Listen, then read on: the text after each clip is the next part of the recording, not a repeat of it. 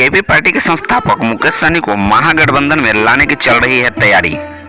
बिहार में जदयू को साध कर विपक्षी इंडिया गठबंधन को सबसे बड़ा झटका देने के बाद अब भाजपा के सामने आने वाली मुख्य चुनौती सीटों के बंटवारा की है। जदयू के साथ आने और मुकेश सहनी की विकासशील इंसान पार्टी वीआईपी की आरजेडी में शामिल होने के बाद राजद के कुनबे में 7 दल हो जाएंगे। ऐसी स्थिति में सबसे अधिक घाटा जदयू को उठाना होगा। पूरी खबर देखने के लिए वीडियो में अंत तक बने रहें। लेकिन चैनल पे नए हैं तो चैनल को सब्सक्राइब कर बेल आइकन प्रेस जरूर करें। दरअसल भाजपा की रणनीति आरजेडी की अगुवाई मान मुस्लिम मतदाता वर्ग तक ही सीमित कर देने की है।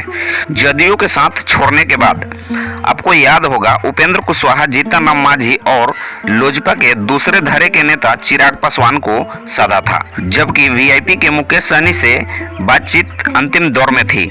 तब भाजपा ने खुद 28 सीट पर लड़ने की और सहयोगियों के लिए 12 सीट छोड़ने का फार्मूला तय किया था। हालांकि जदयू के आने के बाद अब पार्टी को नया फार्मूला तैयार करना होगा। जदयू को होगा सबसे अधिक घाटा।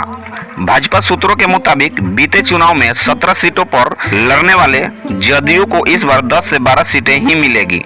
खुद भाजपा अधिकतम सीट यानी 20 सीटों पर चुनाव लड़ेगी। बाकी बची सीटें लोजपा के दोनों धड़ों वीआईपी, हम और आरएलजेडी को दी जाएगी। पार्टी की चुनौती इसलिए भी बड़ी है क्योंकि विपक्षी महागठबंधन सीट बंटवारों में फूट का इंतजार कर रहा है। इसे भांपते हुए जदयू के इधर दूसरे सहयोगी पुराने फार्मूले के तहत सीट मांग सकते हैं। पुराना प्रदर्शन दोहराने के लिए भाजपा किसी सहयोगी को छोड़ने की स्थिति में नहीं है। जदयू के साथ आने से पहले की तरह अति पिछड़ा वर्ग आरजेडी से जुड़ेगा।